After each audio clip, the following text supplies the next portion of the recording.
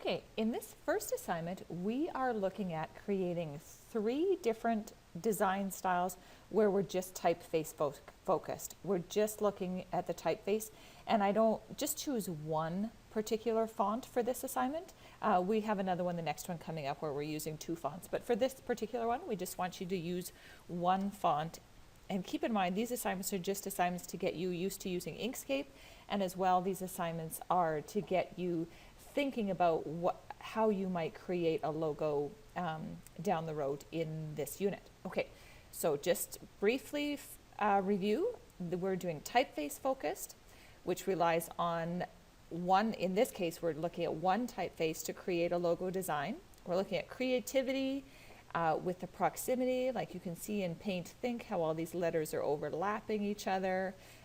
These ones, some of them are further apart, the contrast in color, and the customization of the letters. So without further talking about that, I'm just going to briefly show you how I might play around with this in Inkscape. Take longer than what I'm doing here, but I just wanted to give you a brief idea. Right now it's showing you on here, I'll just put this down to 100, it's showing you an 8.5 by 11 sheet of paper. That's what this is here. But if you don't want to see that because that kind of messes you up a little bit, you can go right ahead and take that off. Just go up to File, Document Properties, and then you will see, I don't know where it will show up on yours, but anyway, just take off this Show Page Border, and then it's gone. That's all it was. We're just showing you an 8.5 by 11 piece of paper, which is handy if you're printing it off so that you know how big your picture is relative to that. But okay, so now what we need to do is we want to create 3 typeface focused design styles, and I would suggest just using your name. First name, last name makes no difference. So I'm just going to, I clicked on the A over here because this is where I'm going to get my lettering from, and I'm going to go up here and I'm just going to put in my last name, and I'm going to do that I have to do it 3 times, but anyway, you don't have to put them all 3 times on the page all at once, but that's what I'm doing. And then once I click on this little arrow is going to help me select the whole thing. If I want this to be bigger and retain its proportions, I'm clicking Control Shift, then I'm dragging this out. If I didn't want the proportions to stay the same, like if I wanted to just, well, you'll see, I'm not pressing anything, not Shift or not Control, and then I can stretch this out. The proportions just don't stay the same is all I'm saying. But if you want your proportions to stay the same, click Shift and Control and then pull on it, and then your proportions stay the same. Okay, so for this one, sorry, I'm just going to move this one out of the way. I don't know why I typed them all, just to remind us that we need to do 3.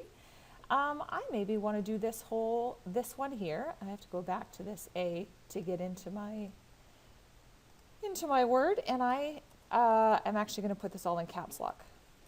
Here we go, and then I can choose what do I want for my font. So let's go in here, and I've got that all highlighted. I just double clicked, and let's look into our font. I can see the fonts here easily, but if I actually want to see it change this, I'm just going to click on the T up here for the font family, and it should open another window. Where did my window go? There we go. It'll open another window, and it'll show me how this will change based on whatever I pick. So as I keep sort of scrolling down here, I can see it's got my, here I'm going to bring my font size down just so it fits in this window. So here it is here. And so you can just keep scrolling down just to see how you want, what kind of font you want. Pick something you like in there. I'm going to apply, close, and sorry, I changed the font just because it was too big in there, and I'm going to go back and make this bigger again so I can see it. Now, if I want to go in here and I want to change the color of a letter, I can change the color of a letter. Maybe I want the E to stand out. Go ahead and highlight it, and it's as simple as that, right? There's nothing rocket science about that. That's just one way you can play around with this. Another thing you could do, and maybe I'll just do it all on this. You have to do 3 of them, but maybe I'll just play around with all 3. What you could do, I could create a background. If I create this background, I actually would like this letter E to be white. So just one second, I'm just going to turn this E white. It's going to disappear for a second, but you will see what I'm doing.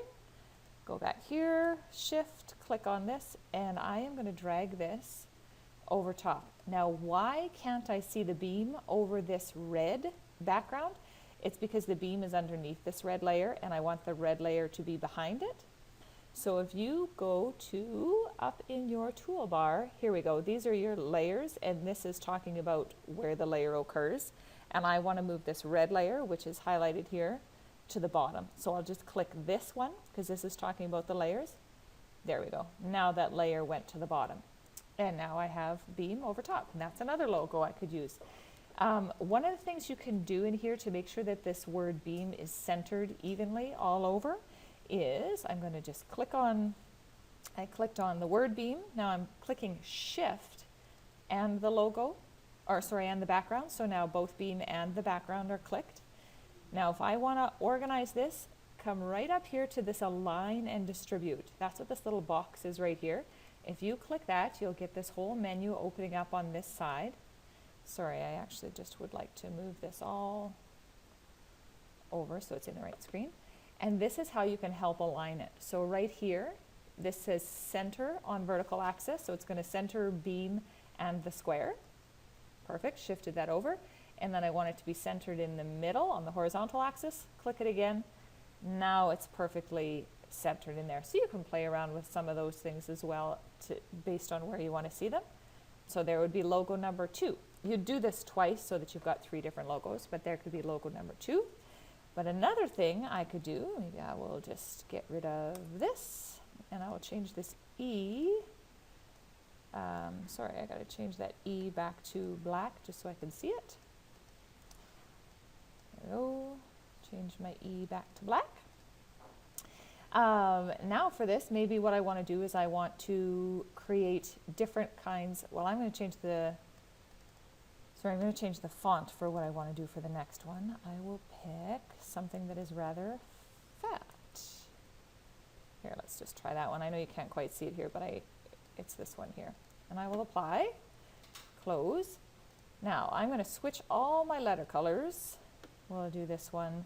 Again, I'm just doing this really fast just to show you what you can do as you play around with this. Red, blue, yellow is a little bit hard to see, but that's okay. Red, blue, yellow, and let's choose, I already did blue, doesn't matter, choose green. There we go.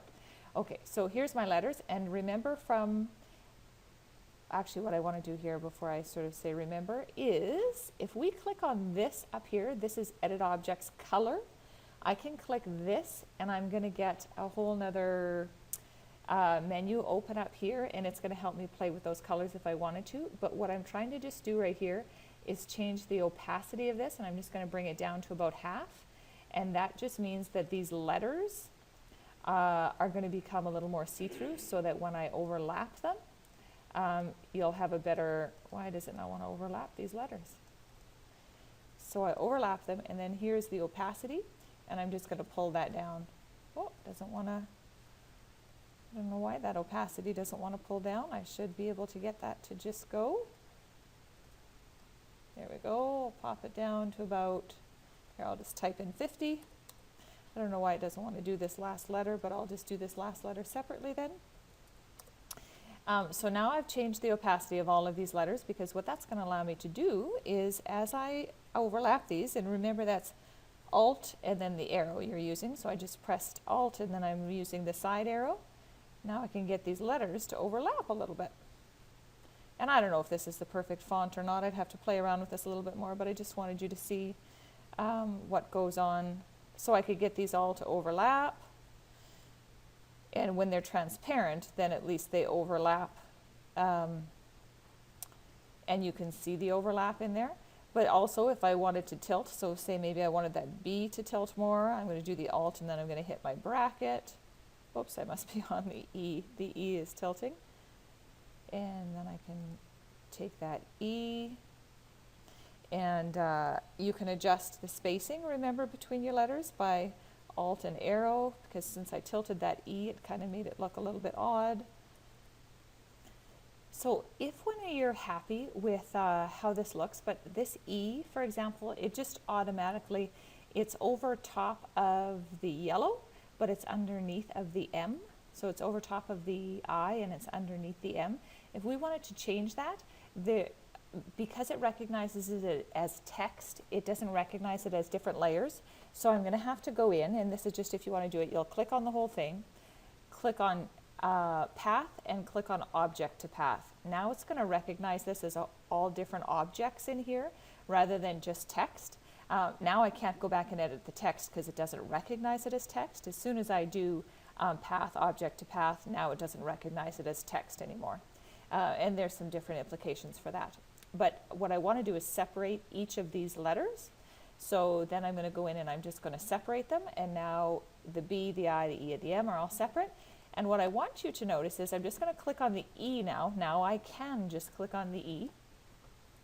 And I want to go into these layers here where you can see this one puts the E entirely on top. And now maybe what I'm going to do is I'm just going to switch the opacity of this E. I'm going to switch the maybe I'll switch the opacity to all of these just for a second, just so you can see what's happening here. Okay, so right now as I click on this E, you can see it's underneath the M, but over top of the I. Now, if I want it to be over top of both the I and the M, click here and it will move it to the top layer. And now the E covers both of those, which depending on what your focus is, if you want the E to be the focus, then that's great, perfect. Now, if I want the E to be behind both the I and the M, I can put it right down to the very bottom. And now it's being hidden by the I and the M. You can see the overlap there. And again, just depends on what you want. The E is not the focus in that area. If I wanted the E to overlap the M, but be underneath the I, then I can click on this one here, which will put it in the middle layer. So it's over top of the I, underneath the M. And same thing, if you wanted it to go, now it's underneath, oh, now it's underneath both. Now it's underneath both the I and the M. Let me put this M, there we go. I just had to put the M underneath, and now it's, the E is underneath the I, but over top of the M. So that's just some ways that you can play with the different layering of the letters as well, if you want to give it a different emphasis. I think if you put it all the way to the top, the E is clearly the emphasis in here.